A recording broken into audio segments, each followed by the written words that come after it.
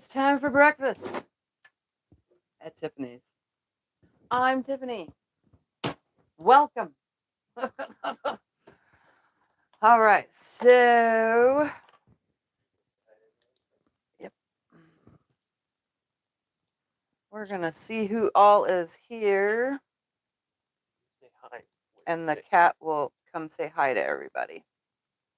All right, let's see. A lot of people were in pretty early. We got Susan, Karen, Robin, Wendy, Laura Lynn from the Mom and Pop Quilt Shop. Don't forget to check them out here on YouTube. Got Loretta, Pat, Mary, Wendy, Debbie, Judy, Karen, Sharon, Nora. Wow, lots of you were talking. Talking. Danelle, Geraldine, Lindarella, Melinda, Honor, Wendy, Kelly, Mary, and so many more. Good morning, everybody. Good morning. Welcome to Breakfast at Tiffany's. When I say breakfast, we're really not eating. We should be. I'm hungry. Scott says we should be. He's hungry. All right. I'm going to put this aside because I don't need that right now. And we're going to talk about this because this is the first episode. So this is episode 1. I probably won't say that each time, but this is the first episode of a new series that started obviously this year in 2024. So if you're watching the replay, you'll get the whole spiel about this. So Breakfast at Tiffany's is project-based. So the project is going to be different every single time. This will air, I'm trying to do these 7 a.m. Arizona time on the first Thursday and the third Thursday of each month. That way, all of you that are in other countries can get the live stream experience, because a lot of people miss my So Sundays, and then they end up watching the replay and so on and so forth. So this is the first episode of hopefully many throughout the year, but for now, it's only going to be the first and third Thursday of each month. So that's how that's gonna go. 2 videos extra a month, and we are gonna be project-based. And today's project, or shall I say breakfast, is in the box. Let's see what we have for breakfast today. Ooh, we have pine cones. Ooh, look at this one. We have some leafy, flowery thingamabobber. We have some leaves on brown. And then we have some taupe or tan, whatever you want to call this color, with some polka dots on it. So we have 1 yard. I'm going to give you guys the measurements every time for this. 1 yard of backing fabric. Then we have a 1/2 yard for the centers of our placemats. So that's my pine cones. And then we have a 1/4 yard for our first border, which is my darker brown. And then this one with the leaves is 1/2 yard for the second border. So that's what we need to make 4 placemats today. All right, so we're just gonna stick that out of the way, and we're gonna start with my cheat sheet. I put a little cheat sheet. This is my own little mock-up design of stuff. So I even have matching thread already ready for today's project. Look at that. I'm like ahead of you guys. So we're going to start with our main fabric, which is a 1/2 yard. And we are going to cut, because we're making 4, so everything is going to be in 4s and 8s, because technically there's, whatever. Anyway, so we're going to start with our centers, and we're going to cut 10.5 by 14.5 inches off here. So you really didn't need 1/2 yard, but I like to over measure. That's just how I work. So we're going to cut a 14.5-inch strip, because if you cut 10.5, you're only going to get 2, but then you can get more if you cut again. So then you would need 21 inches. Get where I'm going? So I made it to where you can get 2 cuts one way or all 4 cuts the opposite direction. So very simple, very simple. And you won't need to remember these numbers, because eventually after the live stream, I'll put it in the description below of how much you need to make this. And everything else is verbal visual, like any other video on my channel. All right, so I'm going to cut first a nice straight line, straightening this out. Actually wasn't that horrible, but we're going to make sure that it's nice. And we're going to come over 14.5 inches. 14.5 inches. Just like that. And I don't need this now. I'm just going to move that aside. And then we're going to open this up. Actually, we don't even need to open it up. Let's just line it on here, making sure that that selvage is crossing over, and it is. We're going to cut 10.5. And I'm going to cut all 4 at the same exact time. So I'm going to cut right here at the fold, and then I'll cut the selvages off all at the same exact time. So there's the fold. And then we're going to come to 10.5. And there we have that. So now I have all 4. And there's a little bit of selvage on this one, but it's within the 1/4-inch seam allowance. So I have 4 centers. Okay. I'm just going to set those aside. Also, you need batting for today's project, which is just scrap batting, by the way. I forgot to say that in the beginning. All right, and then we're going to cut our first border. Okay. Which is the 1/4 of a yard. And we're going to cut some 1.5-inch strips on here. So I'm going to straighten up one side and cut 4.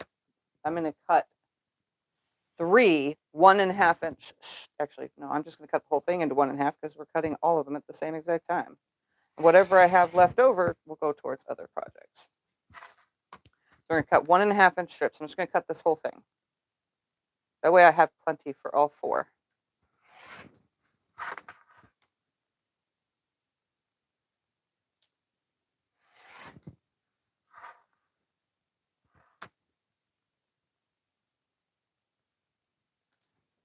That's 3. I probably should have took out my cutting thingamabobber that I have.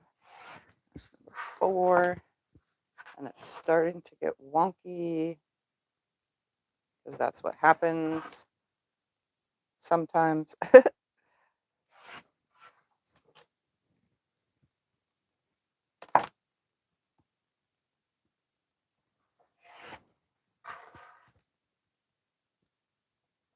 Six, 7, and 8. Oh, they like your nails. Thank you. Even though they're going to get changed in a day or 2. So I literally just cut the whole thing, because I have a bin that I put 1.5-inch strips that are left over in. And then I also have a bin for random with the fabric strips. So that's where I'll stick this one. Okay. What nails are you gonna go to? I don't know what color nails I'm going to go to when I go get them done, but I do know that I have my first finger here. If I push on it, it lifts completely up and stuff's getting under it. And when you get acrylic over your real nails, I just have to say this out loud, you want to make sure that they stay down. Sometimes it happens because I finger press a lot and all that stuff here in the quilt room, so it lifts my nails. If it doesn't stay down and stuff can get under there, you can actually get bacterial infections underneath your nails when you get stuff underneath it. So it's best to make sure you keep it glued down, or just go get your nails done, each and every time. All right, now we're going to move on to our third fabric, which is border number 2. And this we are going to cut I have more than half a yard here, by the way. This one is going to be cut at 2.5 inches, and we need 1, 2, 2, 3, 4, 8. We need 8 strips. So we're going to go ahead and straighten one side out. Did I get the whole thing? I like to make sure I got the whole strip. And I did. Okay. All right, so I'm going to turn it around. And I'm going to subcut this into now 2.5 inch strips, and I'm going to cut 8 of them.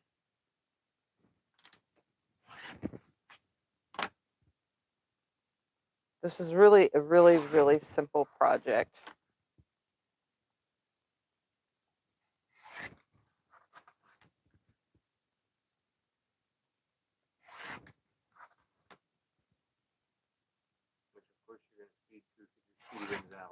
Yeah, which Scott says, of course you're going to speed through because you're Speedy Gonzalez.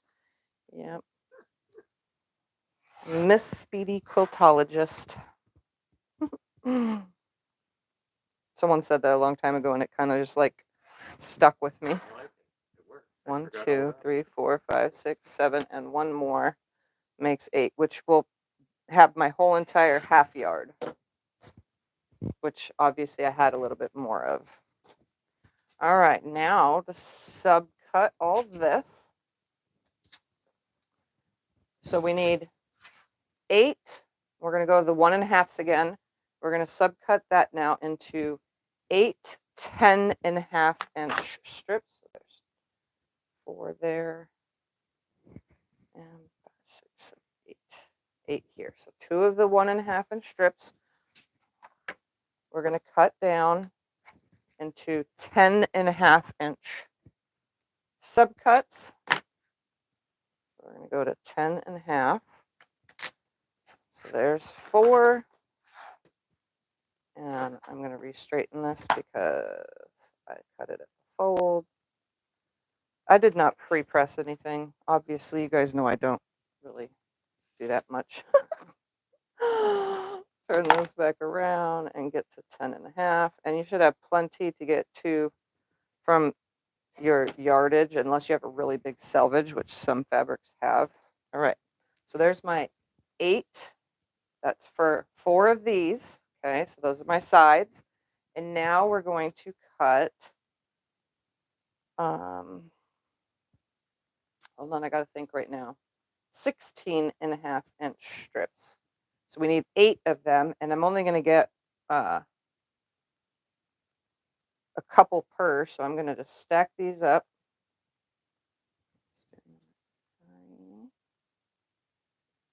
Because I can open it up on the fold, and I think I can get that last one, but I'm not 100% because I don't do math in my head.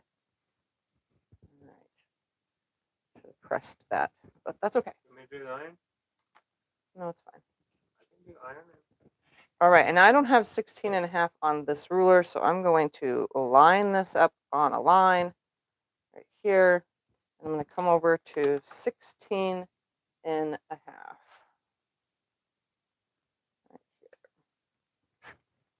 Okay, so I've got 6 here. Yeah, I can't get it on the fold. And we're going to get 7, 8 from this because we need 8 of them. These are pretty big placemats, I think.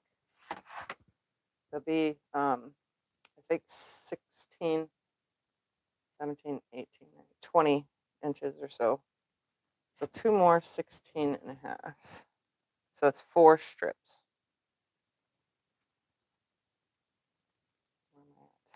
16.5.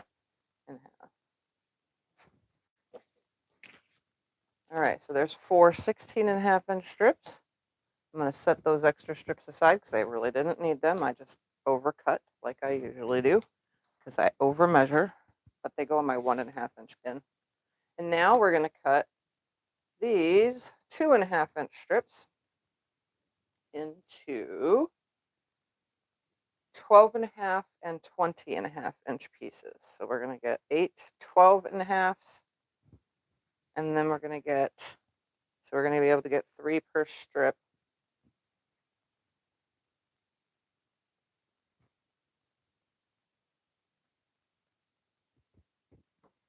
All right, cut the selvage off all at the same time. I just stacked 3 for now. We're going to go to 12 and a half. We need 8 of them. So there's 6. We're going to open 2 of these up for 8 to make 8.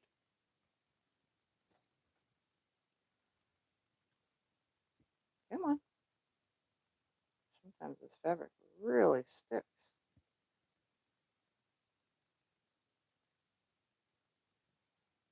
And then 2 more makes 8. Okay, so there's our 8 12 and a half inch pieces. And now we need 8 20 and a half inch pieces. So we're going to cut 1, 2. That's 1 strip. You get 2 from each strip. 3, 4.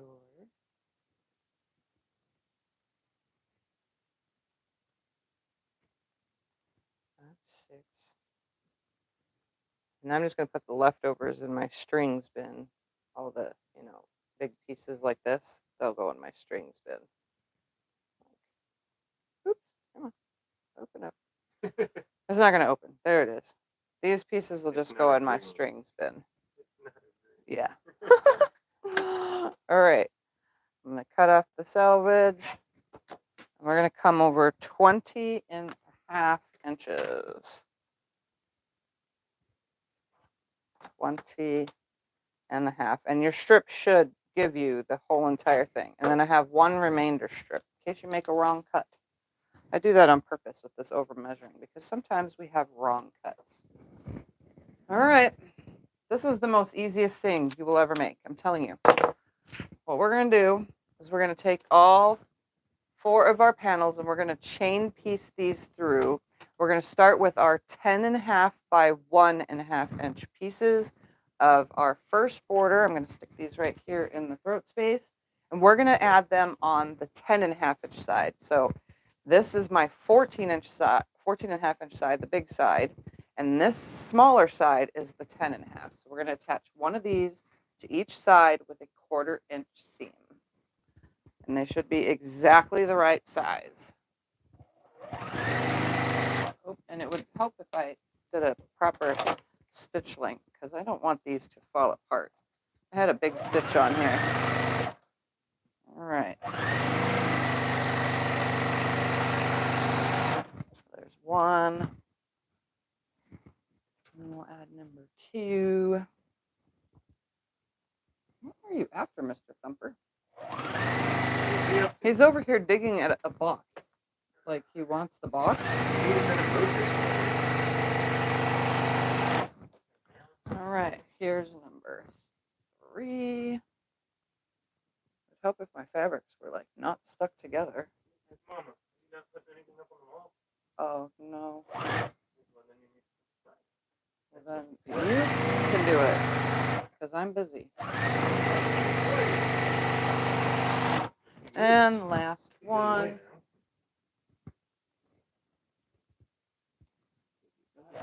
And then we'll turn them around and do the opposite side. So I'm going to snip them apart. And we're going to go to the other side of them all and add the 10 and a half inch strip down the opposite side. Ah. The clips are right there on the shelf right here.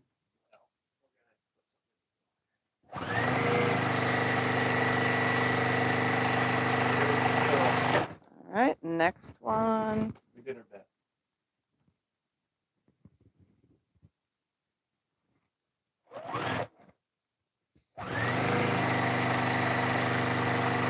Can you plug the iron in?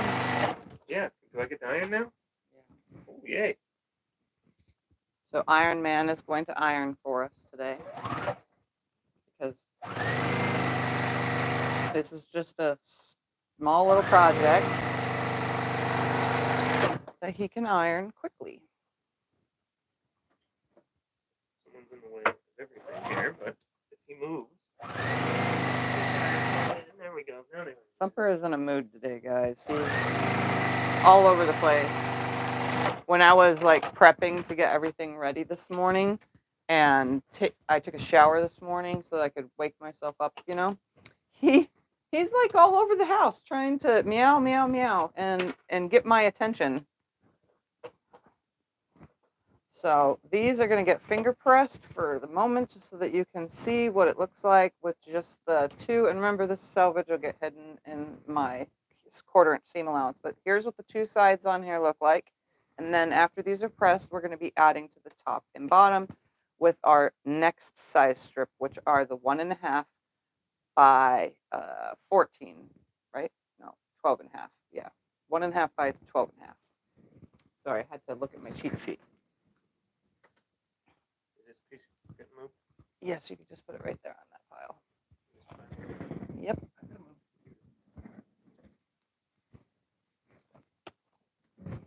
All right, here's the 4 pieces. Just press those back towards that.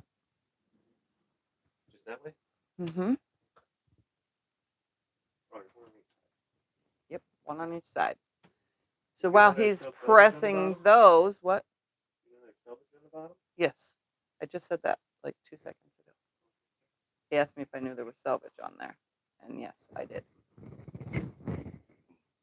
It's actually like 37 degrees outside today, and there's fog. And this morning when I went out at 5 a.m., the fog, you could see it in a distance coming in, you know? It literally lit the sky up. It was bright out there. The sun obviously hadn't come up yet. The sun wasn't even up when I came on live stream. Sun won't be up And yet. it won't be up for probably another hour. Yeah, probably not till 8. But anyway, yeah, the fog. Well, then I went outside again when Scott got home, and the fog had moved itself in. So you can like, I don't know, some of you live in foggy areas, but it doesn't really fog here much. Right. But when it does, you can literally taste it. Like you walk outside, it feels heavy on you, like you're in the clouds, and you can taste it on your tongue. It's the weirdest thing. So yeah, it's foggy and 37 outside. So it's a little on the cold side on my standards because I don't do cold. My normal is like that I can handle comfortably is 70 degrees.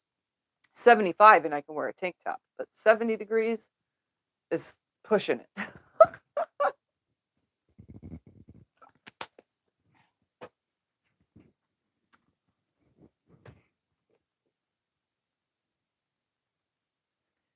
Anyway, yeah. So it's that outside today. A little too much for me. So I just stay inside and stay warm. That's why I'm trying to stay warm. Some of this house feels really cold. Like these 2 rooms, my fabric room and the quilty room, it's a little on the chilly side for me. Scott's like, oh yeah, it's fine. He's wearing regular shirt and gym shorts outside. It's like, it's a bit chilly. I just need a beanie on my head. I wore a jacket outside. Oh, Beanie just stays on in the house. yeah. I wore a jacket outside. You waiting on me? 'Cause I'm done. Yes. Oh.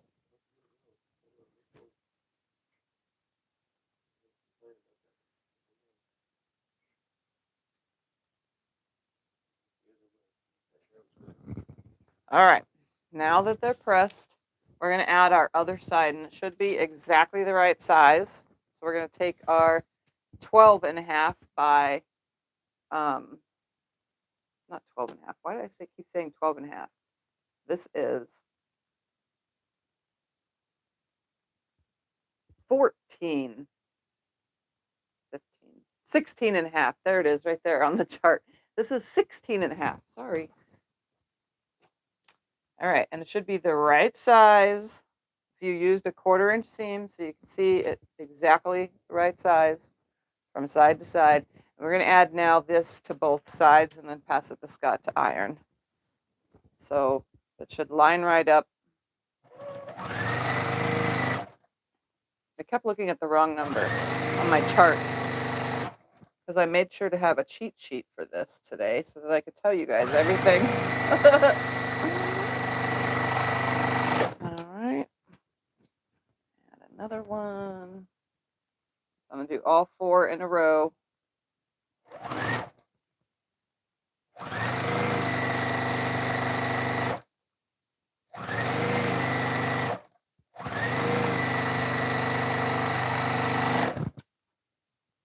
Next.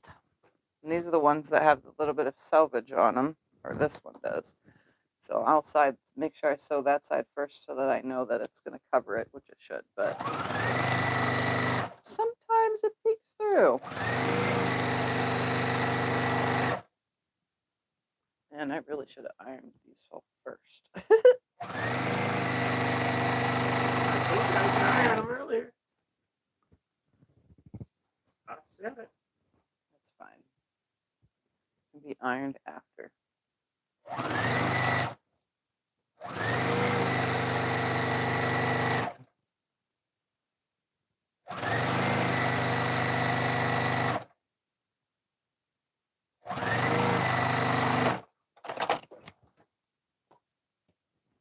I'm checking to make sure that the selvage is fully covered, and it is. And due to the fact that I did not press anything, I have a little bit of hangover on all of these. Literally, some are like almost a 1/4 inch and some are not. So just let you know that maybe pressing first is a good idea before you cut your fabrics. Obviously, I'm always in a hurry though, so I never do. I never do anything by the book.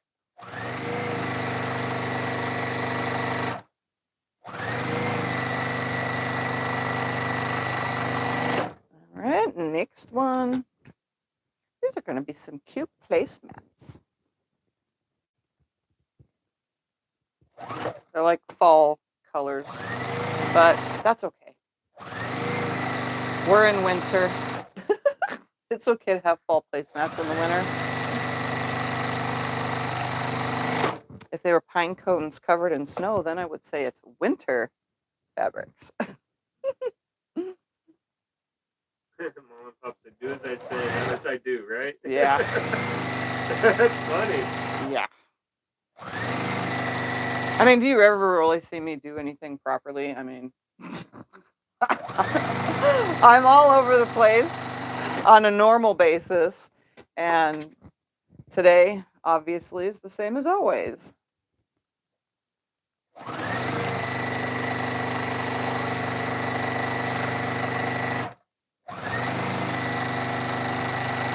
And before I hand these over to Scotty, I'm going to go ahead and just trim what decided it wants to hang over on all these. And then he can start pressing them because I'm telling you, I should have pressed first. But that's okay. I'm really lazy. I'm a lazy quilter. I really am. I do everything so quick and fast and in a hurry, and I don't care about, the way something is at the end. I don't have, I guess I'm a free-spirited quilter.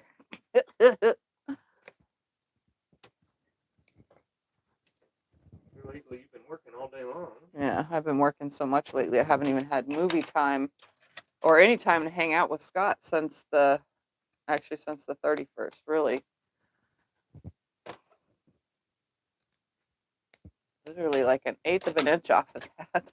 You haven't hung out with me since you got your machine back. That's not the 31st. Oh, it's like the 27th. Scott says I haven't hung out with him since I got my machine back, my long arm. Because my other husband is more important. Hanging out with this husband. All right, so now we should have a unit that looks like this, and these are a little bit on the bigger side of table mats, placemats, or whatever when they're done, but they're going to be cute and they cover more so you can put your cup and everything on it. So, all right, now we're going to start with this shorter side. So not the long side, but the shorter side, which should be 12.5 inches now. Let's lay it on here. Oh, look at that. It's 12.5. See, I made sure everything was correct before doing this. I'm going to take now my 2.5 by 12.5 inch pieces of my second border, and we're going to put these on the sides, and I'm going to chain piece these through.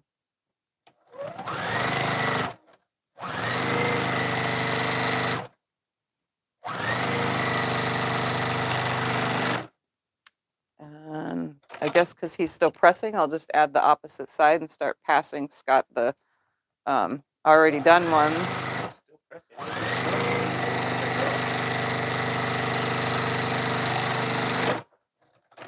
All right. Just gonna pass that to him. And then work on the next one. Let's grab 2 pieces, one for each side. I'm really struggling with pulling fabric apart today. Does anybody else have that problem? Where you can't separate it after you've cut it? It's so weird. It's like when you cut with the rotary cutter, it like presses the fibers together and makes it, like along the edge, So it makes it harder to split the fabrics that are together. Maybe that's why Jenny Doan licks her finger and then separates it. Like as if it was paper. Are you going to have another piece of this one at the top? Yeah. Oh, okay, good. I was going to say, you're making a really long rectangle. Nope. Okay, so you're just making a real big. Yeah.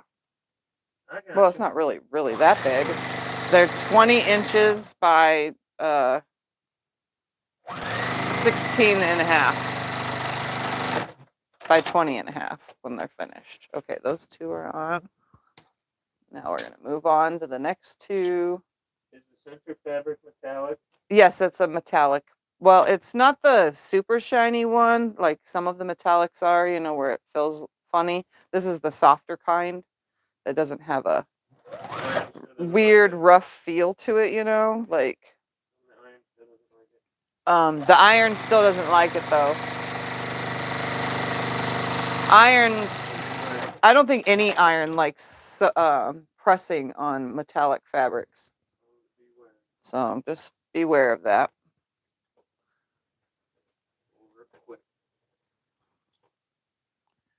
All right, line this up. Oh, and don't start off too quick because it breaks thread, especially on the Juki. Any of these faster machines, you want to start off slow. I have a bad habit of pedal to the metal.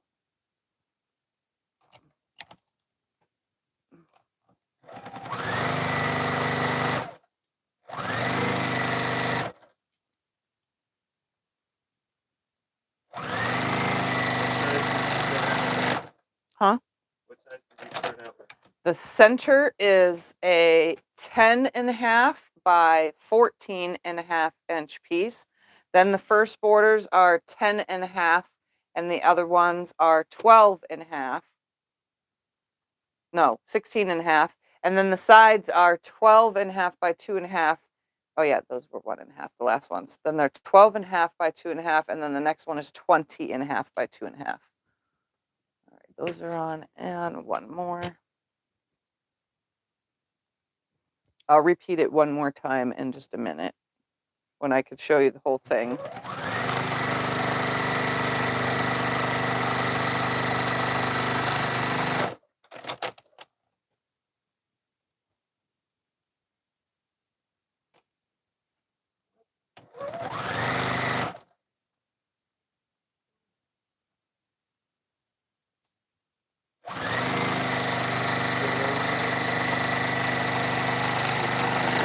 All right, there's the last one of that. Huh? Okay. All right, so now I'm going to add the 2 and a half by 20 and a half. And again, it should be, so I'm just going to line this up to show you. If you sew your proper 1/4 inch seam all the way around, it should be exactly, come on fabric, slide, exactly the same size. Okay, so it should fit perfectly.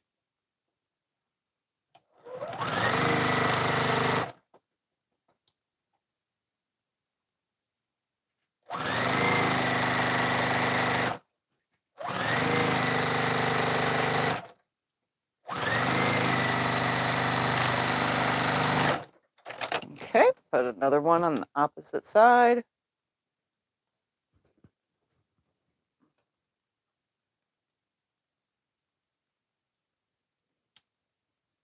Come on. He's right here.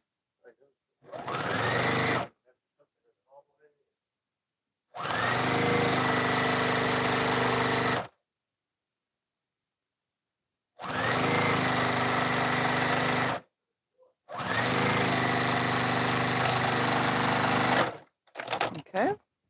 And 2 more left to do. 3 more left to do. All right. Go ahead and. And I put them here nicely wrinkled them now. Had them not and nuts.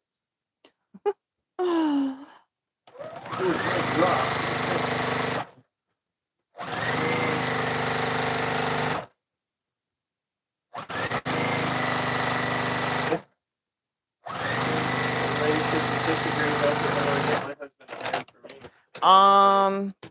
How do you get a husband to iron for you? He's such a great helper. Well, lots of love and affection. I'm not even a love and affection kind of gal, you know. Not really. You just got to bribe them with something, honestly, you know. Be like, I will give you a foot massage if you do this, this, this, and this for me. Oh, that's not what happens though here. I like hanging out with you. I know. We watch movies and stuff, and as long as I spend some time with him, he'll iron and stuff for me and do my computery stuff that I don't want to do. I like hanging out with Yeah. you. He likes to hang out with me, so he doesn't care that it's in the fabric, my quilty room or fabric room or sewing or anything. You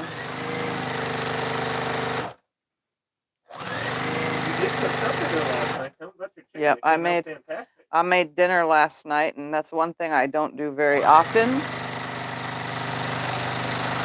I'm a lazy wife. I don't like to cook. I don't need to clean. You know, I mean, I don't really want to do anything. So, you know, I made dinner for him, and I made chicken, a baked chickeny, whatever. And it came out amazing, and we had dinner. We never eat dinner at the kitchen table. We actually sat at the kitchen table and had dinner. It was crazy.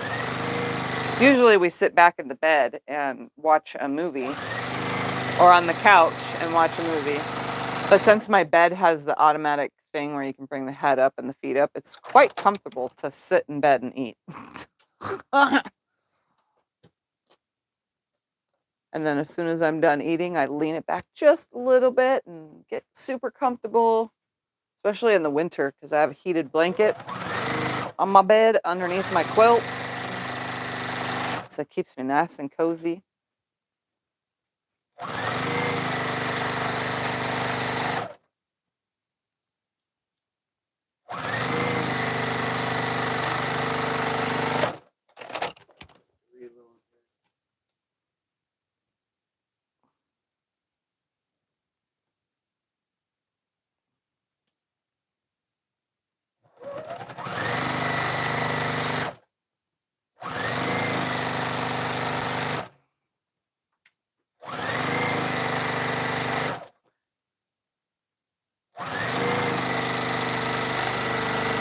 Seriously think I cut everything wrong.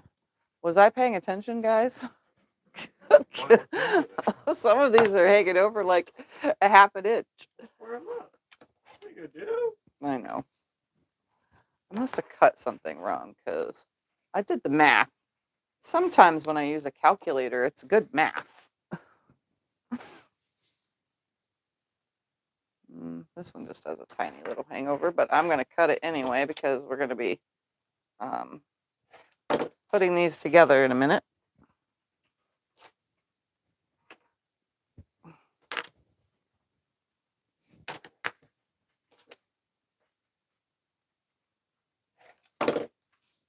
going to measure this. Oh, it's 20 and a half, so I must have cut something wrong. I should have one more iron. It's on the floor. It fell. You're throwing it on the floor. Yeah, well, it's because I'm trying to cut these. I see how that is. Yeah, I must have cut it wrong. I didn't line it up on my mat right because I knew I did the math correctly. Well, I guess you better mention it because that's telling everybody. Telling everybody what? What happened yesterday?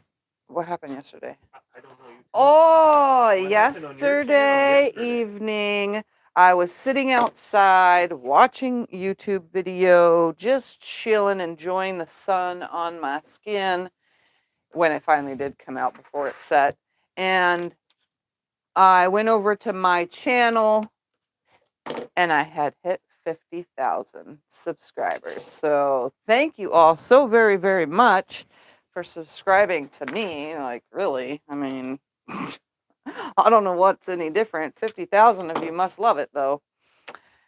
And so thank you guys all for helping me get to, it wasn't even a goal. So 50,000. So I guess we're on to 100, as Becca says, because that's what Becca told me this morning. She's like, now you're on to 100. Oh, it fell.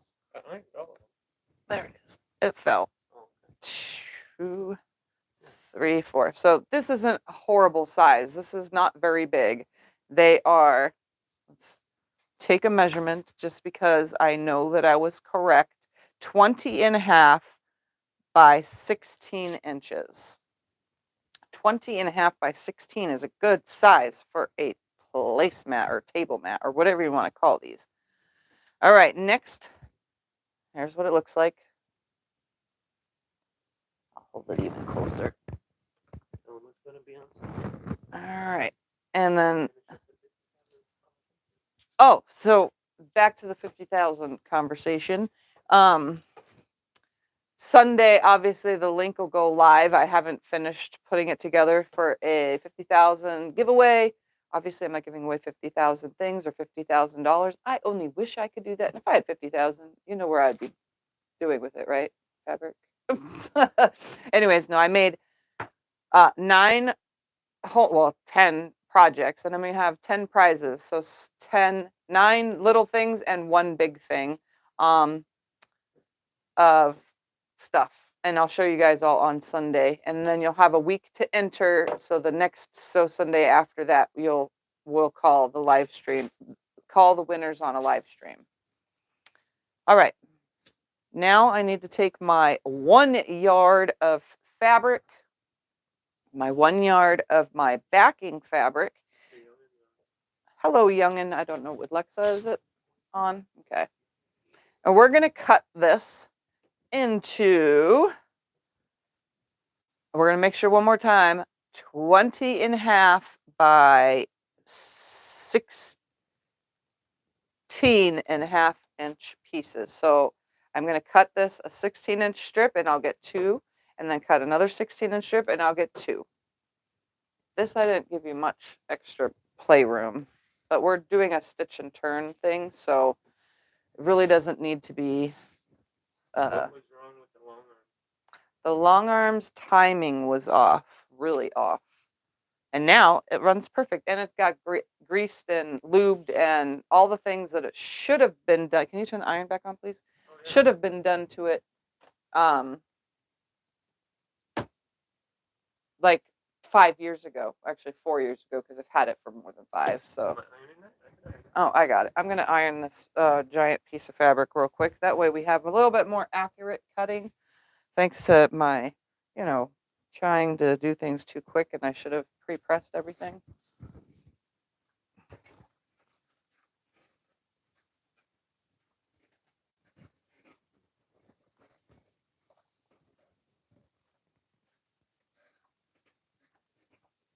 I'm just pressing the entire 1 yard piece.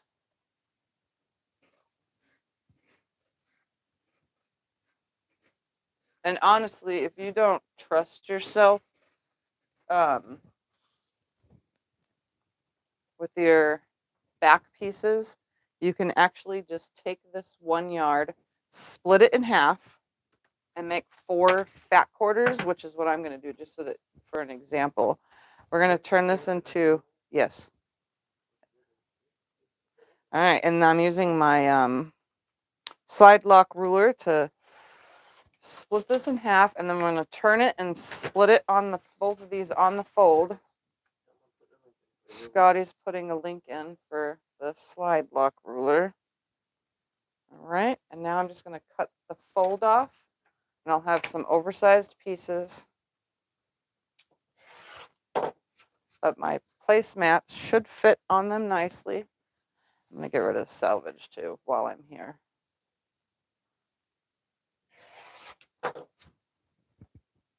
All right. Place that out of the way. And now I have 4 backing pieces. We're going to take one of these just so that you can see. And then we're going to take a piece of batting, which I need to cut into 4 pieces, but I'm just going to show you real quick. It should be bigger than you need at first because we're going to be sewing these together a specific way. So plenty of room, plenty of space if you just turn it into fat quarters. Like I said, you only need a yard though. All right, I'm going to go ahead now and cut my, I'm just making a mess today, everything. Okay, number 1 piece. Scrap batting. Let's hope that I have enough here. I made sure to grab the biggest chunks that I had. We're going to do it this way because I'm so darn lazy about this. I'm just going to grab one of these. Oh, look, that's plenty sized. So I need 4 pieces this big. So there's 2 because I have it folded in half. And then we'll get 2 more.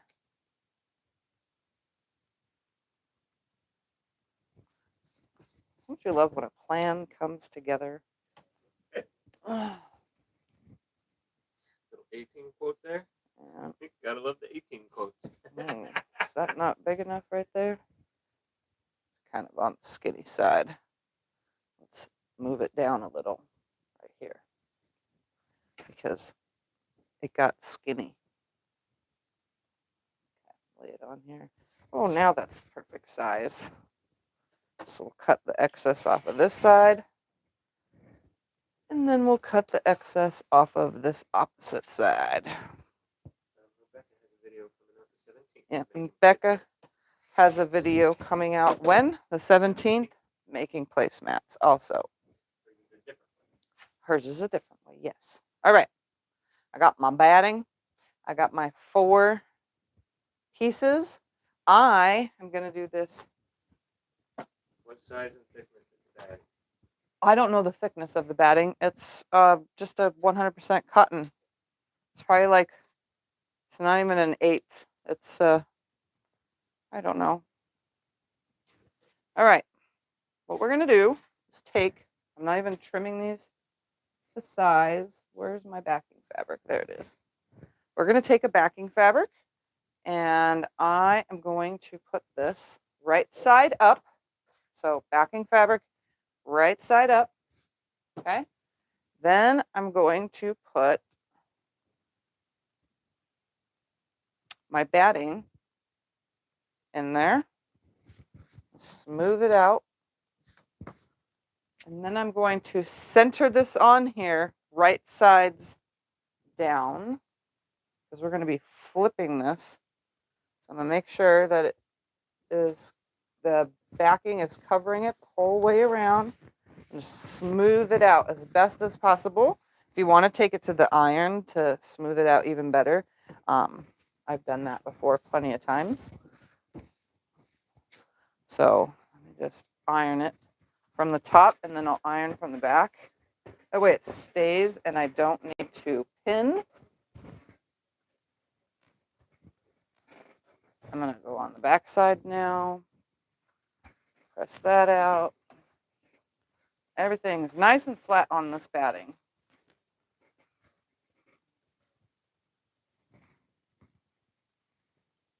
Okay. Nice and flat. There's one. And then we're going to do all of them. So I'm just going to prep all of them.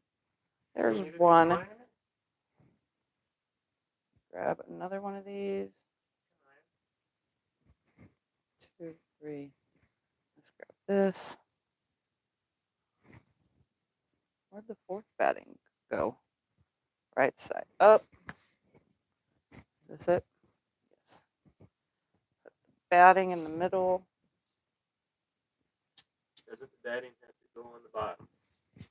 Well, when you flip it out, it's still going to be in the middle. right?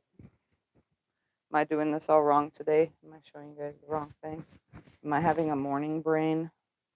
So when I sew it and then flip it out, should be in the middle. No, it's not. All right, that's right. It goes on this side. Okay, I'm doing it all wrong. Batting, quilt backing, right side up, and quilt. Okay, so yeah, that's what I did wrong. See, thank you guys for pointing that out.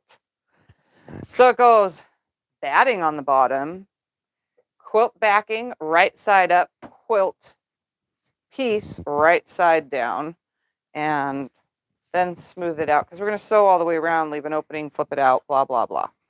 Yeah, so that's the way it goes. Thank you for pointing that out because sometimes I have brain farts even on live streams. I definitely don't want to be telling beginners the wrong thing. So that one is actually ready. And this one needs to be re-ready. I don't know why I did that. Don't ask me. Sometimes I have brain farts. I'm pretty sure we all do. Okay. So batting on the bottom. Backing fabric right side up. And then your table mat right side down. And then obviously I'm just pressing it together so that everything stays super flat.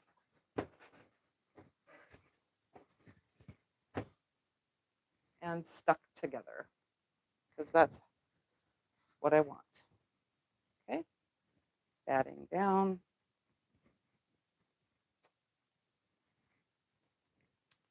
And quilt backing. Right side up. It is also the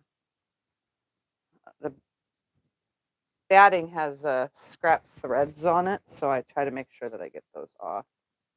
Also, in case any of it sees through, especially if it's black because it is scrap batting. Don't want any of those pieces in there. All right, let me flatten this whole thing.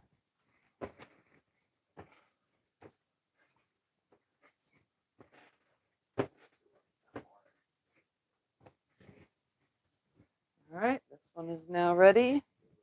Yes. And last one. Backing right side up. And the quilt top right side down. All right, quick press. Make sure everything's nice and flat because that batting is super wrinkled.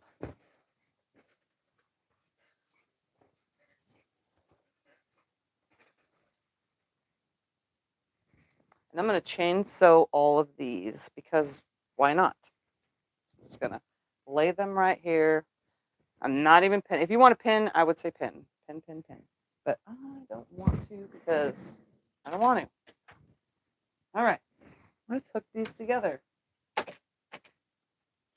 That out of the way. I'm going to sew all the way around, leaving a hand space, and I'm going to use the edge of my placemat, the actual top of it, as the guide for me to sew. So I'm going to sew about right here. I'm going to put my foot down. I'm going to back stitch, come all the way around, and then I'm going to stop a hand distance away so that we can flip these out the right way.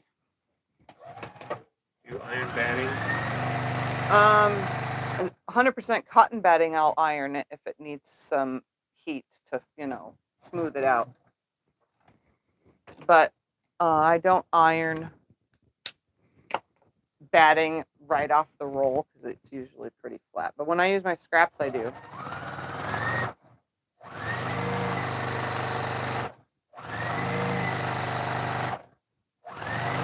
So I'm just coming up to the corner, stopping about 1/4 inch, and then I'm pivoting. Everything's still nice and smooth. Coming down this side now. I'm trying not to shift anything. If you, like I said, if you want to throw some pins in here, you can. I'm really lazy about some steps of things.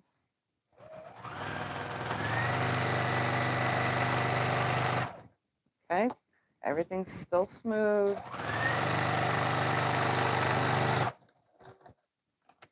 Pivot. And now I'm on the side where I'm sewing to leave a hand space. That's about hand space. And now it's sewn all the way around. So before I do anything else, I'm just going to set that right here on the floor and do the next one and the next one and the next one. I try to leave the hand space on the longer side, by the way, just in case you guys are curious.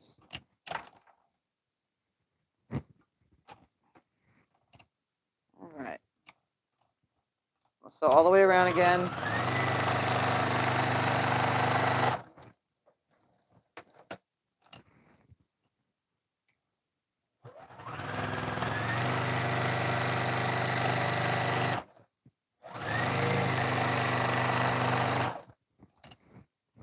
Pivot.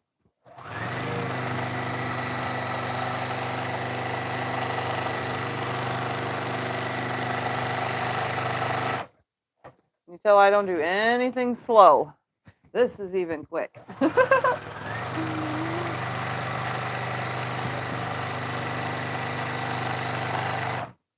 to the end, pivot, and then this side I will stop with my hand distance. So I just make sure, and like I said, you can pin it and then have your hand distance stop right there. All right, number 2. Let's move on to number 3. Everything's still flat. I always backstitch at the opening as well because you're going to be flipping it and pulling on it, so backstitching is a good idea.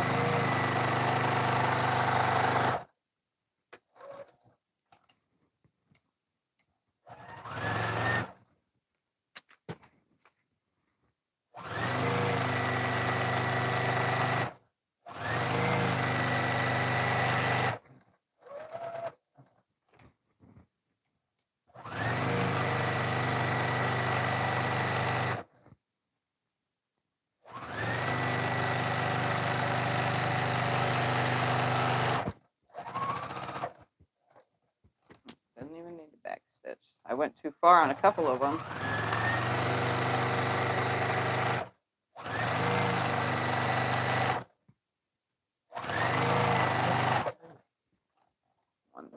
One more stitch. There we go. Okay, this is my side that I'm going to stop. Backstitch. Number 3. Done. Let's do number 4. You speedy. All right. They want to take the trash out, let them back, and you're about done.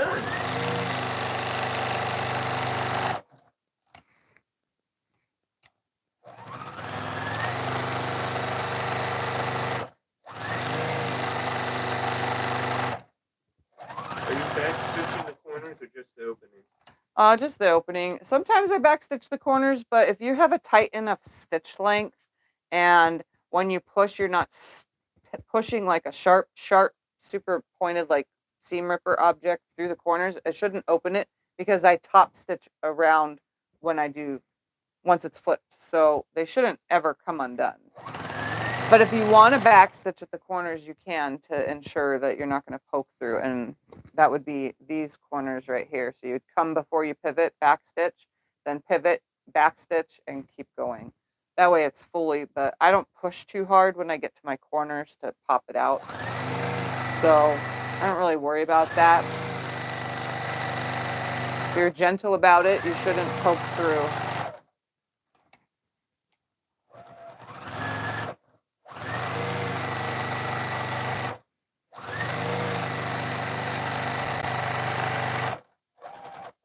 Stitch length. I'm using a 2.2 stitch length, or a round 2.2. All right, hand distance. And we're going to leave this one up here because now we're going to trim our pieces. So while it's right here, we're going to be using the table mat's top, or placemats top, or whatever you want to call this. And we're going to use that as the guide to trim the whole thing. So I'm just going to come down here. I'm going to line up the ruler. I can see it's straight here and it's straight there. I'm going to make my first cut, slide the ruler, get that off of there. The walking foot. I will put the walking foot on when I quilt the top after I'm done trimming. But you can use your walking foot if you want to for the whole project. That's on you. I don't really ever use it unless I'm like top stitching. All right, everything's lined up. I'm trimming it the same width, leaving that 1/4 inch seam. Oh, that one's garbage. That's too skinny. Some of these pieces I'll use in my string bin if they're wide enough, by the way, my little cutoff pieces. All right. And one more side. This is the side that has the opening. I'm just lining up right here. Everything is nice and square. Lined up here, nice and square. See, these, I put this stuff in my string bin because I don't want to waste that. All right, so there's number 1. It's mostly trimmed. The next thing I'm going to do is I'm going to cut the corners off. Those little tips, I'm going to come up to the stitching, but not the stitching. No, you don't need to bring it in closer. I'm just taking off the little corners like this. A little tiny triangle worth up to the stitching, but not the stitching. And I'm using the ruler to make sure that I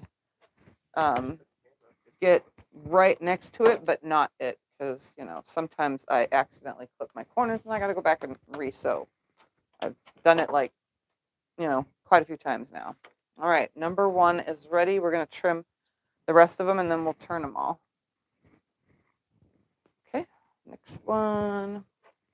Just going to go ahead, line up a line, line all this up. Oh, look at nice and square. That's garbage. Everything's square. Looks good to me. That's at least 3/4 of an inch. I will put it in my strings. I know, right? I saved 3/4 of an inch strip.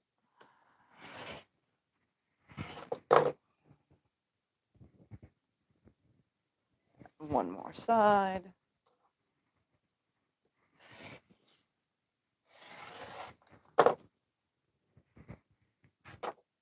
Okay, number 2. Oop, wait, corners. I want to make sure I get those out of the way now, because then I'll forget, and then I won't be able to get a really super sharp point.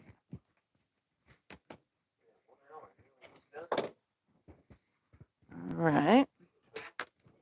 Next.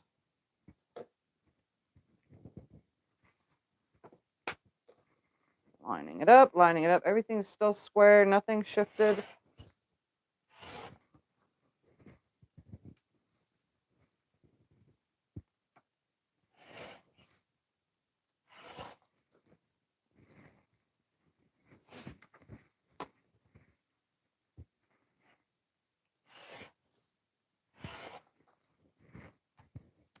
One more side.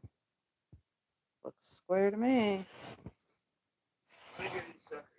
They are going to be 20 and a half by, what did I say again? 16 by 20 and a half is what they're going to be. Once, yeah, I'm going to quilt them real quick too, though. I'm not going to like go overboard, but you can free motion quilt on them if you wanted to. I'm not going to do that. For those. And one more to trim, and then we'll turn them all and close the opening and so on and so forth. It really is that quick. About 3/4 of an inch there. I saved that. Oh, there's so much dust in here. It's driving me nuts. You need tissue? No. Well, it's foggy as can be outside. It's dusty in here. I don't know what to tell you. Yeah. Fog and dust is going to be my day today. All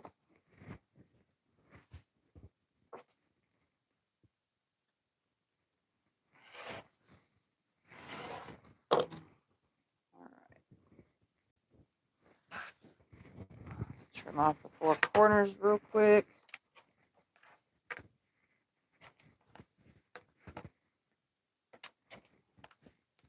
Up to the stitching, but not the stitching. If you accidentally cut your stitching, you can go back and Are you using the 1/4 foot or the 3 standard Juki foot? the standard Juki foot. All right, so I'm going to reach in between now. Now, this is where you can get confused as a beginner. You're not reaching between the 2 layers and the batting. You're actually reaching between the 2 pieces of fabric.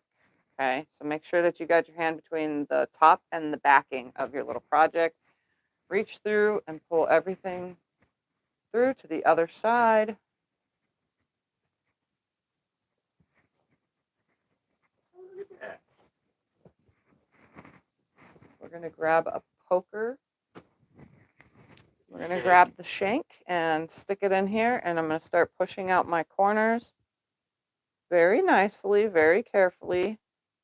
Super sharp point there. I'm going to grab this corner while we're right here. I use my finger first, and then I stick the shank into the corner. Usually on the batting side so that I don't poke through. Kind of takes that chance of poking through away just in case. All right, super sharp corner there. Let's go over to this side. We're still going to be pressing everything too, so I dropped my shank. Gotta find it now. In here. There it is. Pushing out this corner. That one came out really nicely. And then last corner. Again, I dropped it again. I really have wiggly hands. Dropping everything. All right, poking that out. It's nice and square. Shake it real quick. Smooth it out. It should be super smooth. You have an opening that we're going to be closing when we go over to the iron. We're going to be folding this under, and we're going to be sealing this shut with a top stitch. So it'll be like this. It's really easy to shut it. It's not that hard. And then we're going to be making sure that we're pushing all these corners, these sides out. Oh, Scott's holding up the shank. I just call it a shank. It's a turner. It's actually a hair-up marker is what it's called, the actual terminology for it. Yeah, so I'm just rolling these edges real quick and kind of giving my finger like a push down on them so that when I get to the iron, it'll be a lot easier to get this super flat. I definitely want to make sure that my top and my backing are exactly in the middle. We don't want the back rolling to the front. We don't want the front rolling to the back. So I just like give it like a nice flattening right here, you know, along the edges. Does T-Quilts still make sell seam rippers? And can you get replacement parts for them? Yes, she still sells seam rippers. I don't know about the parts though. You'll have to go on tquilts.com and find out from her. But Scott put a link in to T-Quilts. I think it's to her YouTube, not her website, but it might have both links. All right, so that's super smoothed out. I'm going to do all of these and then iron them. So I'm just going to... Not iron? No, because I got to do it a specific way. Oh. You've never done this one this way before. Well, if you let me, then All right, reaching my hand in again between the fabric, not the batting. I'm going to pull this through.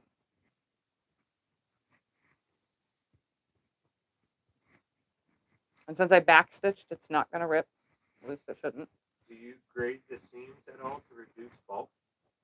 Grade the seams to reduce bulk? You mean trim them down to like 1/8 of an inch? Not really. I got to stop pushing with my first finger because my nail is bending.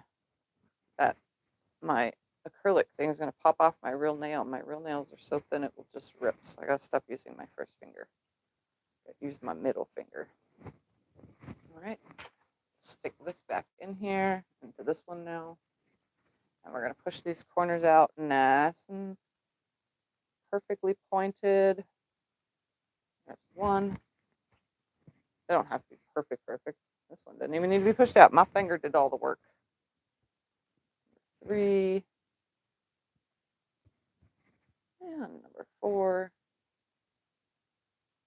Come on. There. I shake it. And then I kind of give it a little force to where I want that seam to land. Just like rolling it with my fingers, honestly, is what I'm doing. Smoothing it out and rolling it. The way it lands right in the center. And then we'll take it to the iron.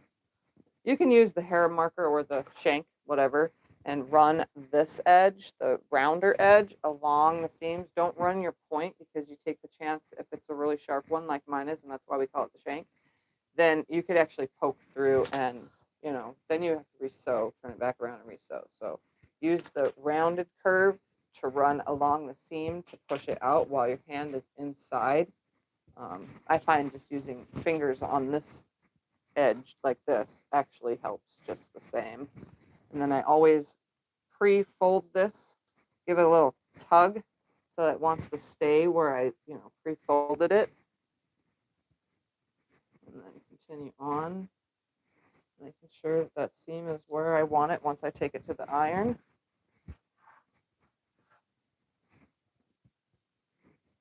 These are so cute.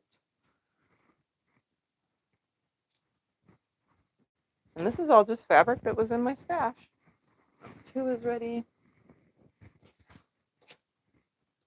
Find number 3s, pull it out.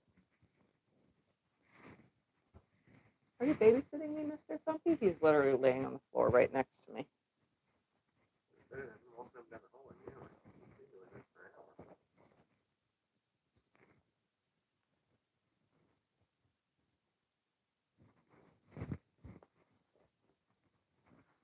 This is probably, you can do this with a whole quilt, by the way, if you guys didn't know that. You can do a whole entire quilt like this, and then you turn the whole entire quilt and then do a couple little top stitches, or you can actually hand tie it, and then you don't actually have to make backing or binding fabric for it. You just do it this way. I've done it with a few quilts already because it's pretty easy, this method at least. Okay, start rolling and smoothing it out. A little tug right there.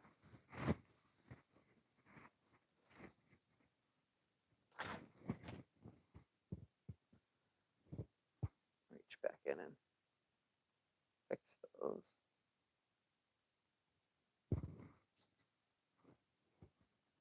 And then relay it flag. There we go.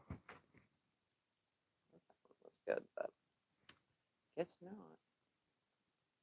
It doesn't have to be perfect. If it's not perfect, who's gonna care? You put your plates on here and you eat dinner,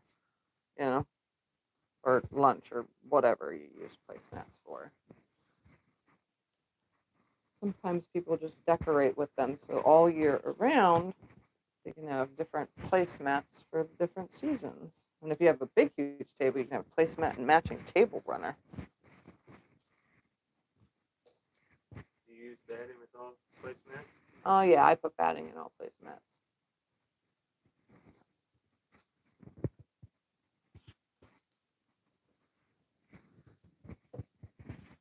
All right. One more side. Yeah. I've only made 2 sets of placemats. This is the 3rd time I've ever made placemats. I've been quilting for over 6 years, 7 years, 8 years now. Yeah. Wow, 8 years. And I have never really got into placemats and stuff. I've made table runners for video sakes, but I've only made 2 sets of placemats, and now this is the 3rd set in all those years. It's crazy.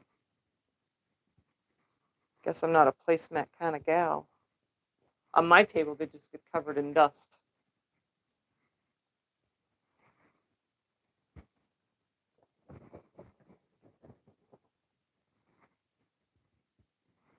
Or with paperwork. Or That's with what they would get paperwork, covered yeah. with. Dust and paperwork. Because that's what our kitchen table is, the landing zone of the house. So anytime there's incoming mail or anything like that, it sits on the kitchen table. It gets opened, and then Scott makes piles of the bills. Like this one goes this pile, this one goes in this pile. So it's like a filing cabinet, but open for dust and piles instead of folders. All right, stick the shank in here, push those corners out all the way. Nice and square.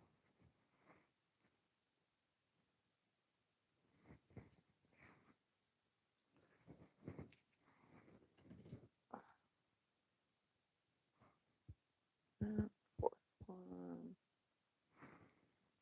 And then, like I said, you can run the Hera marker along the edge. I never get it right, so I never do that, but you can. Could you use this technique with pot holders?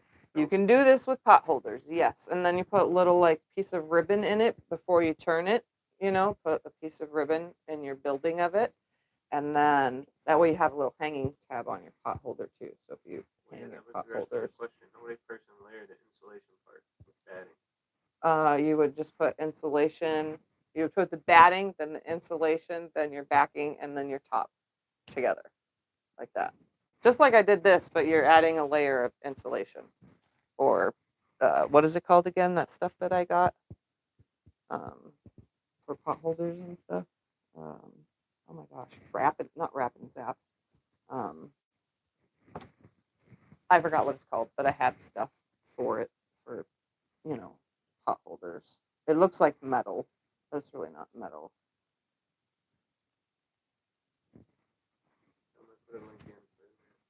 Scott put a link in for the mat. Insulbright, yes, that's the word I was looking for. I have that. I got that for placemats. I mean, not placemats, for pot holders. Are you gonna make pot holders? I've made tons of pot holders. Yeah. Just wait and see.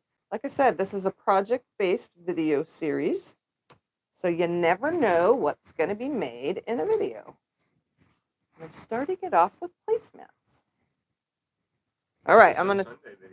Yeah. Pot holders? There's pot holders in a So Sunday or Two video, yes. A whole entire... There's a hand one, the oven mitt, and there's pot holders.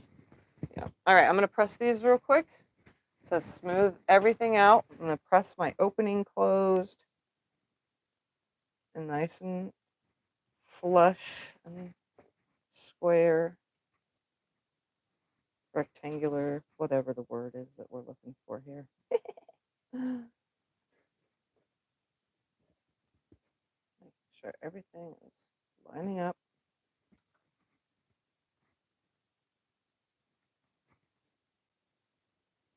It's all where I want it.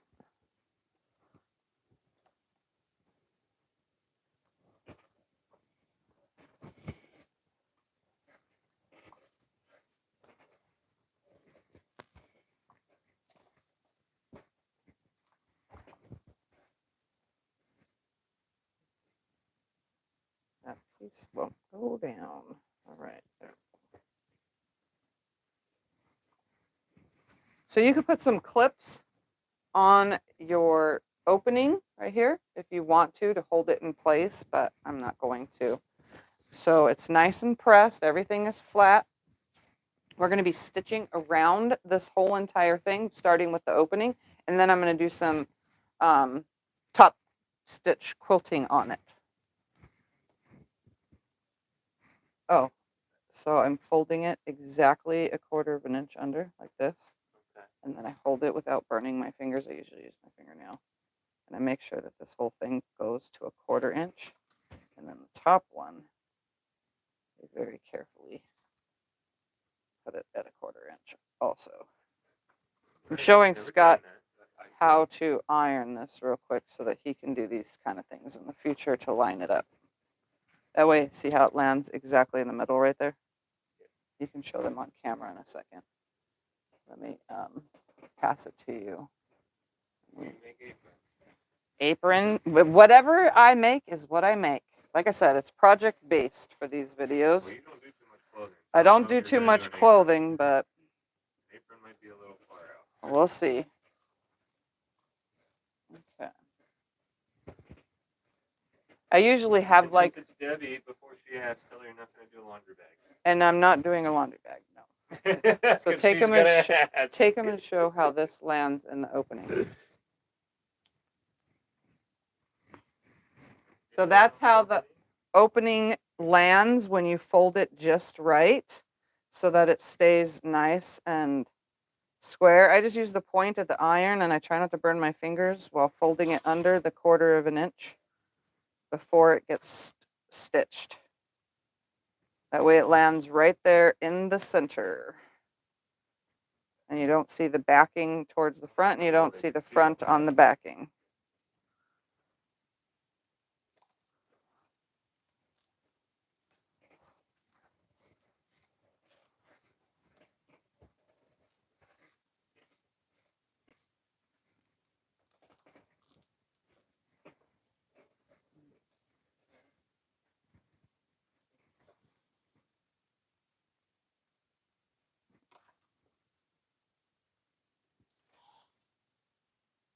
Just too far.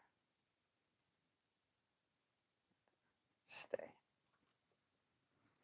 Talking to my placemats, you know, because that always helps.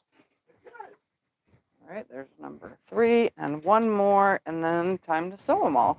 And again, I'm just going to chain sew because, you know, that's how I do things. We're going to put a walking foot on the machine, though, so we're going to switch to a walking foot. Is Thumper there to visit? Yeah. You're not on camera. They want to say hi. So since I'm not on camera, Thumper's saying hi.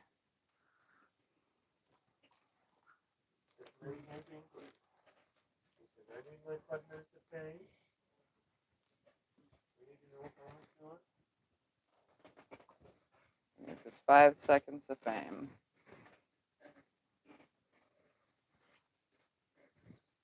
He says, Mama, you think you're the star? He says, I'm the star. He says he's the star. If you guys can't hear Scott in the background. They come to see me.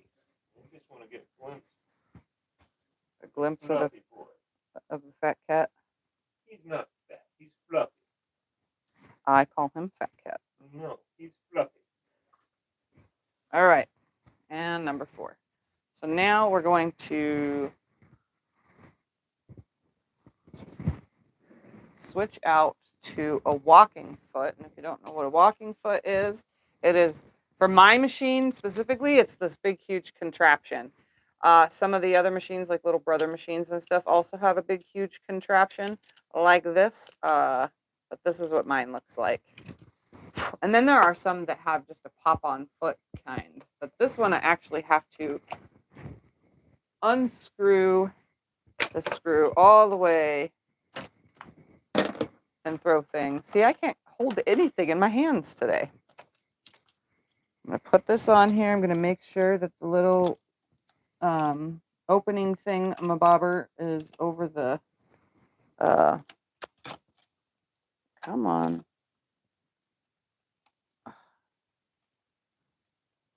There we go. Kind of has to go in like a sideways. You make a video of the flag behind you on the wall? Yes, there is a video from 2022 on the 4th of July. Actually, it's the 3rd of July, 2022, the video. So if you just type in July 3rd, 2022, Tiffany's Quilting Life, it will take you to the video in the search, from the search bar. All right, here we go. Put that there, put this in here. Have you thought about making the 9x9 quilt with the Tiffany magic touch? The 9x9 quilt. I have not thought about anything about that yet. All right, so now I'm going to change my stitch length to a 3. I use it a 3. I'm going to seal the opening shut first and then go all the way around.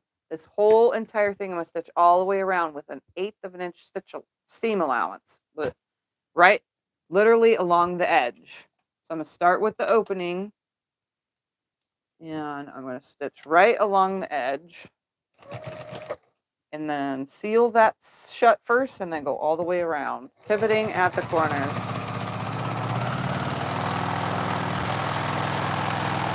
And obviously I don't do anything slow, so this is going to go fast. So I'm going to come right, one more stitch, right there. To the corner, I'm going to pivot, and you can see I sealed my opening. I cut both sides of it because I folded it nicely. And now I'm just going to stitch all the way around. And yes, I do it really quickly, like one more stitch right there, pivot. Yes.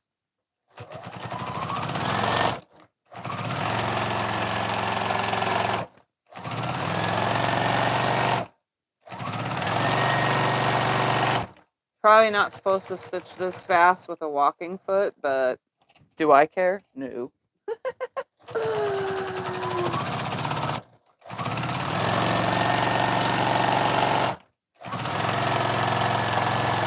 Come right to the edge.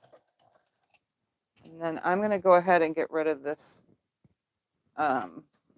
stitch that I started with, because I'm going to come right up to that starting stitch and cross over by like 3/4 of an inch and back stitch, lift my needle, pull the project away, and then snip the threads. That way I don't have those little tiny pieces from using the thread cutter built onto the machine.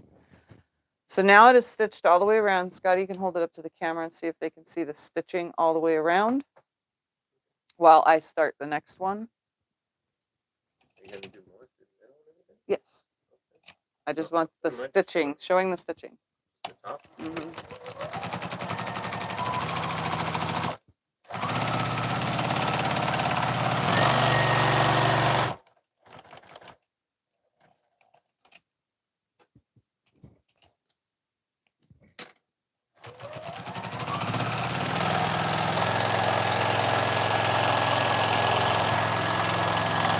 Ain't as pretty as Vanna White. Yeah. One thing me and Vanna don't have in common.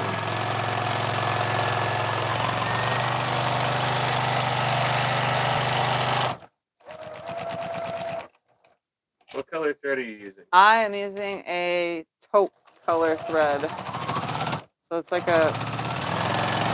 it matched with all 3 of the fabrics. Is there a reason why you start with the opening?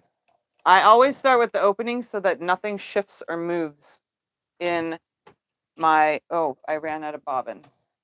So that nothing shifts or moves in the process and then becomes funky. So I make sure that opening gets sealed shut first, because if I didn't and I came all the way around, I might pucker on the end, which since I'm using a walking foot, I shouldn't, but you never know, because stuff happens in the quilty room with our sewing machines and, just whatever. All right, so I'm putting a new bobbin in because I made sure to wind 2. I didn't think I would need more than 2 for table mats, placemats, but we will see. All right, so I'm just gonna come a couple, like 3/4 of an inch above where it ended, stitch it.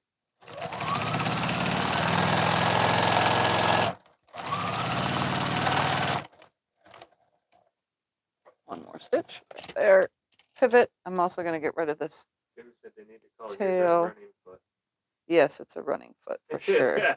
That's what mine is. I just wish it wasn't so loud. I would use this walking foot on more projects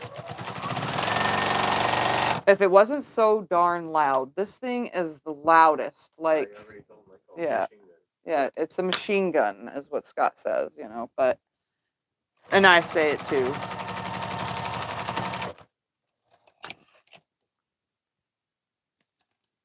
But yeah, if it wasn't so loud, it would get used way more often. All right. Seal this one shut.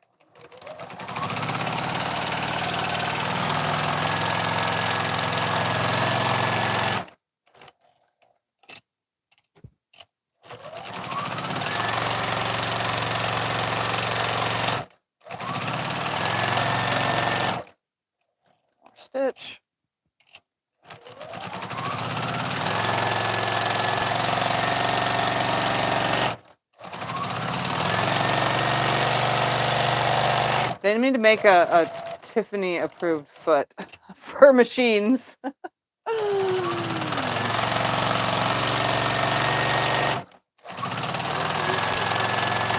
What?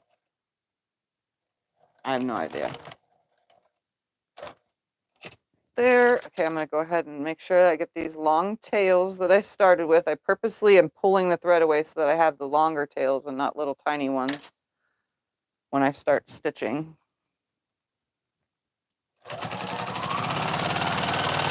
Sew down, crossover, about 3/4 of an inch, back stitch, needle up, and that way I can pull the tail and get really close with that cut. And now we'll do this last one. I'll make sure it's all nice and closed off first. One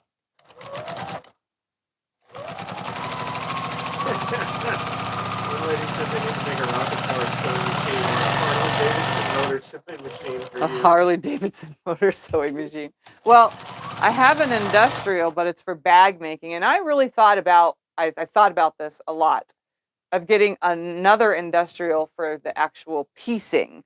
So get another Juki, but the piecing one. But then I would never use this again.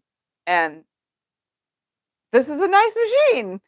And also I would need a whole new table because the industrial comes on a table. So I would need to figure out how to hook it to this table so that I have an enormous table. But, you know, I can't do that. You just want a whole new house. Scotty just says I need a whole new house. No, I didn't say you need. I said you want. I want a whole new house. There's a big difference between want and need.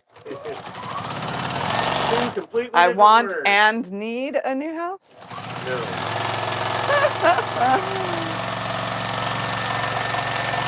I want and need like a 30 by 40 quilting room.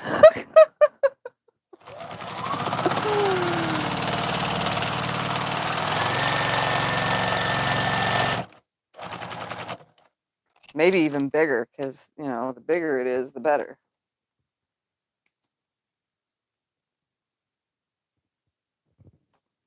All right, pivot last side.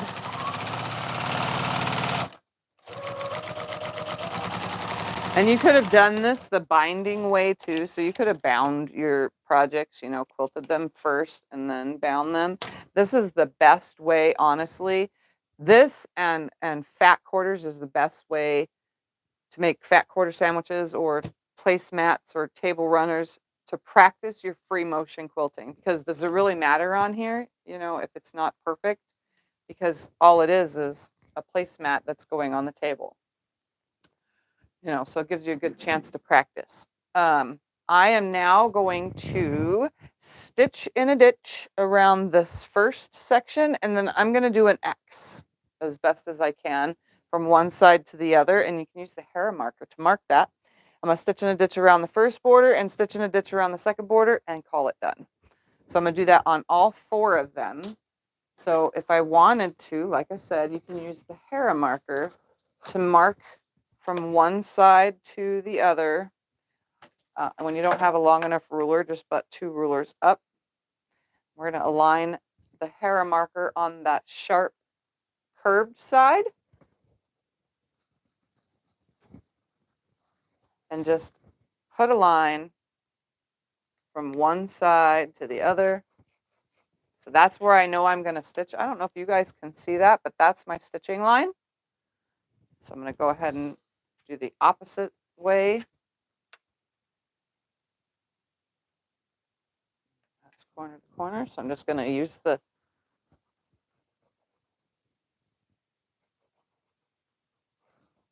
there we go.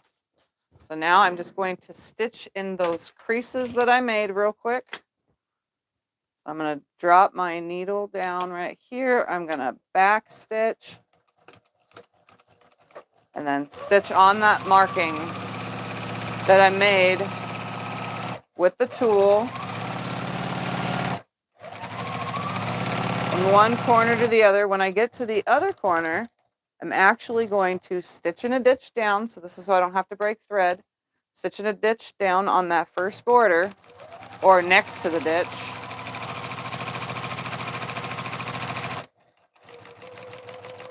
come right up to it, and then go down that opposite side.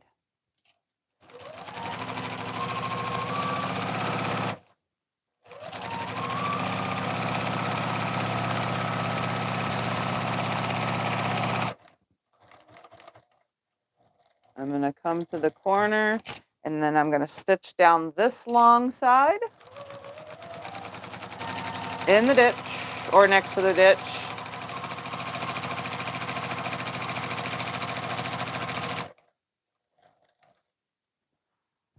And I technically already stitched on this side. I should have went that way and got 2 corners, but I did not. So I'm just going to back stitch, lift my needle, pull it away, and go to the 2 sides that I didn't. Stitch. So I'm just going to drop my needle right there, back stitch.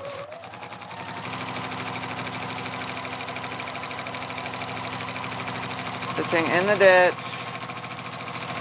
It's probably the slowest thing I do, which still is fast by some standards. All right, come to that end. I'm going to back stitch, lift my needle, and then just cross over to the other border and stitch in that ditch all the way around.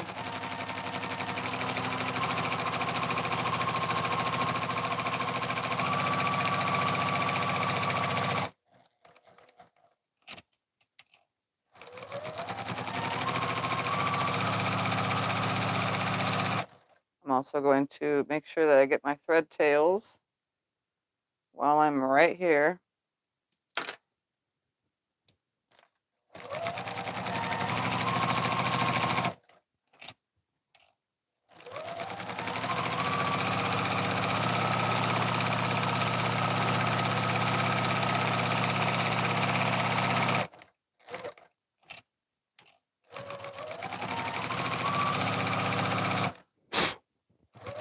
I got thread fuzz building up, making it harder to see where the needle is going to land. Cross over where I started, lift my needle, pull it away, and this number 1 is quilted. I'm going to get my jump thread and the rest of my threads. And here is my finished placemat. Yep, so X is in the center. They know where So to put the plate. literally just goes across the center, and that's how it works. So let's finish the last of these up. I'm just going to do the exact same thing. I'm going to use the hair marker to mark my, I'm going to move that over there out of the way.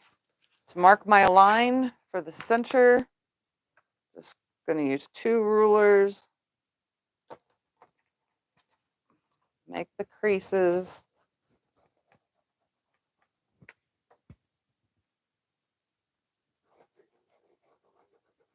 All right, turn it to this way. Mark this one. Lining it up at the corner. I kind of give it a little bit of pressure when I mark where I'm going to sew. All right, now I see my line. I see it. I don't know about you guys. And I'm going to do that same thing. So I'm going to try to stitch all the way around this thing. I'm going to start right here and go this way. Stop at that corner, go that way. Stop at that corner, go that way. Yeah, I think I can do it that way. I'm trying to think of a path. So I'm going to start the one long side first. Stitching in the ditch. Come down this way.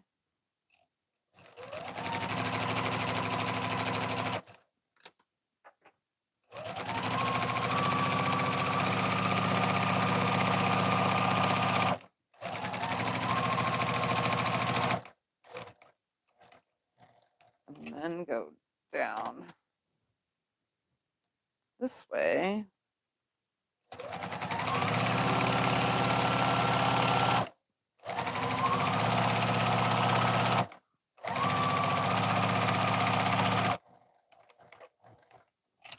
Go this way.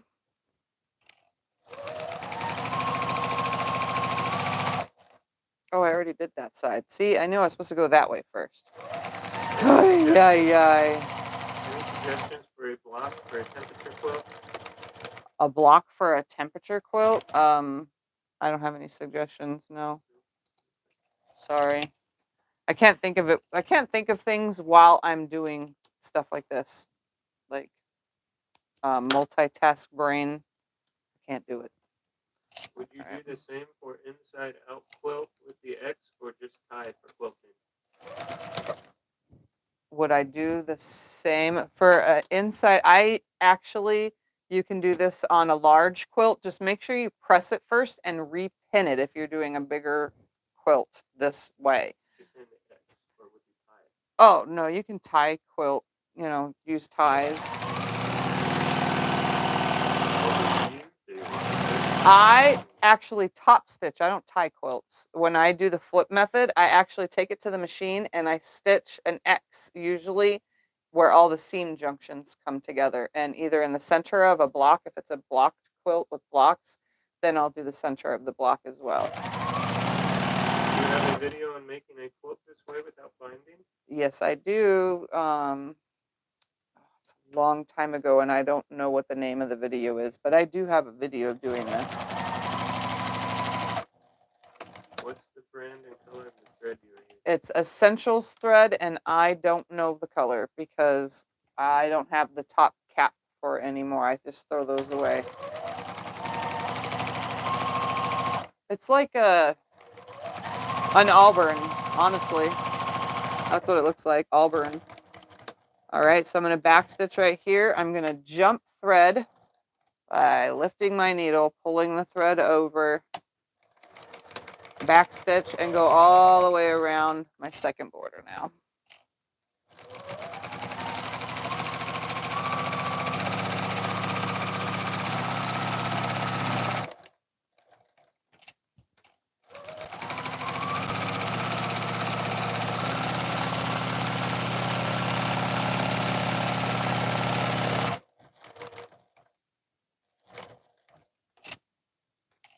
And like I said, I'm stitching in or next to the ditch. It never lands exactly in.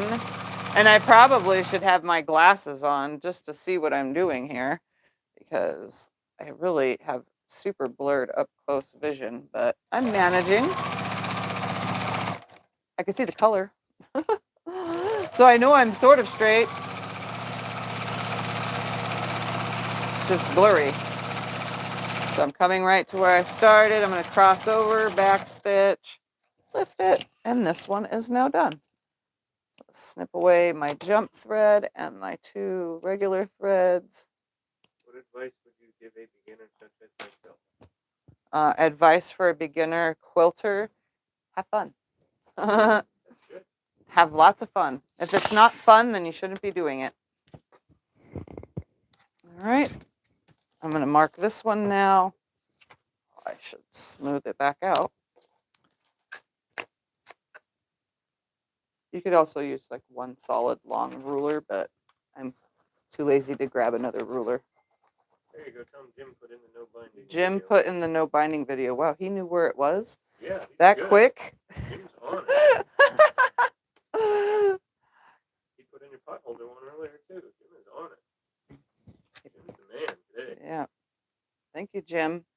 If you guys didn't know, the ones with the blue wrench are moderators. So if they're here, they usually can find links to things or stuff that Scott doesn't know how to do. Because I keep saying it all the time. I honestly just haven't taken the time to show him how to do it on his computer. All right, one side to the other.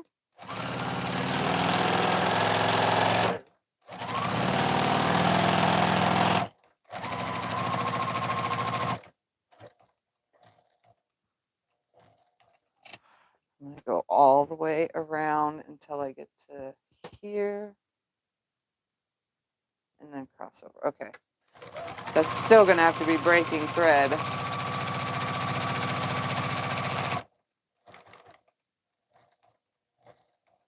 If I cross over now, I still have to go over a stitch. See, that makes no sense. I don't know why I thought that I can cross and not break thread.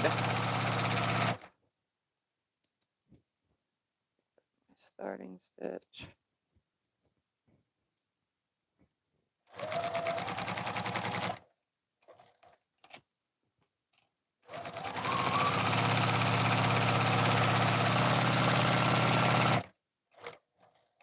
So now I can cross over to the other side, but I still have to come back and stitch the other way.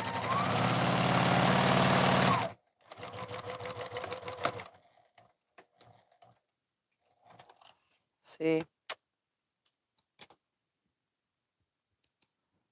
Guess I'm not good at finding a path.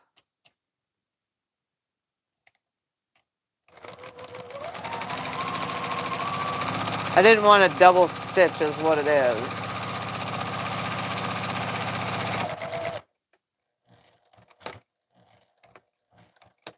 All right, jump stitch. And next border.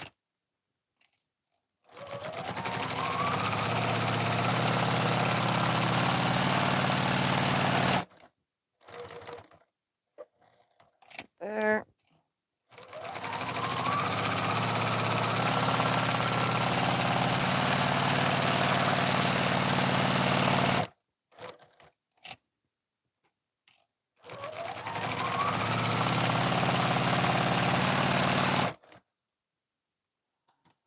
Get rid of some of these threads.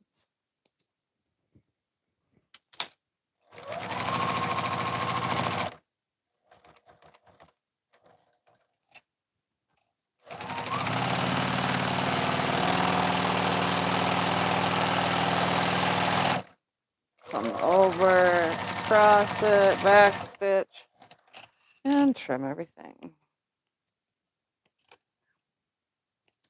All right, number 3 done. One more to go. How about lunch with the long arm? Lunch with the long arm. I mean, I can't say no completely, but that just is too much because that keeps me way too busy. Plus, my video, I don't know if you guys can tell this. I can see it, and I can see it when I'm filming. My video camera on here is going out. So now it flickers light. It's getting duller. So it's time for a new camera and device soon. So on the long arm, you're really not going to see much. And there's already issues with running on the long arm with a live stream because it spools a lot from me moving the camera, and then it doesn't catch up as fast. So it's definitely harder to have a video on the long arm than it is, right here, sit in front of the camera. But it's about time that I get new camera or cameras. It depends because I can start using the computer program if I get multiples, but I'm not ready for that right now. Price wise, definitely not. All right, my lines are marked. Definitely don't need the rulers no more. Close my lunch pail or breakfast pail because technically it's for breakfast, but it's a lunch box is what it's called.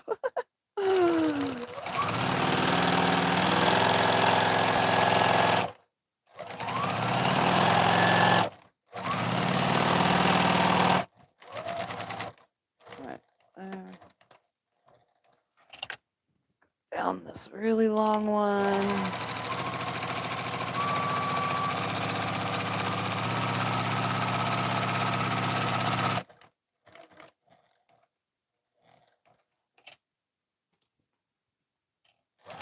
Over.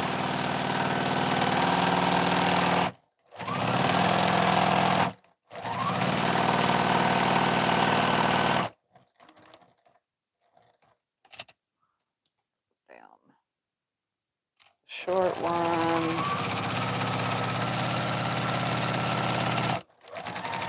Back stitch. Come back on that next side.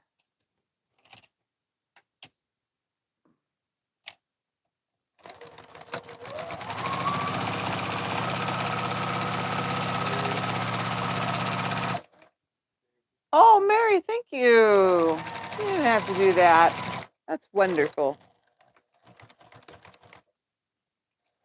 Jump thread. And do this side.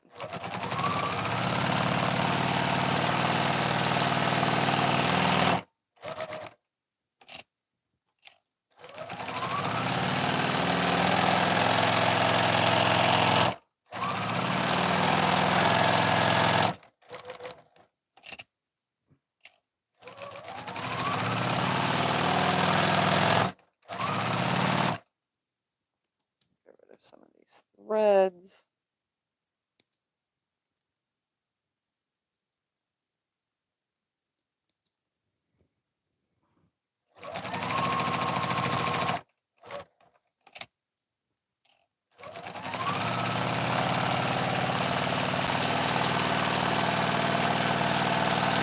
Come to my starting, cross over a little, and backstitch.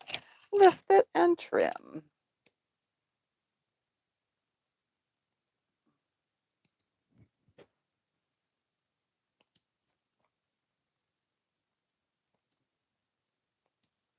All right.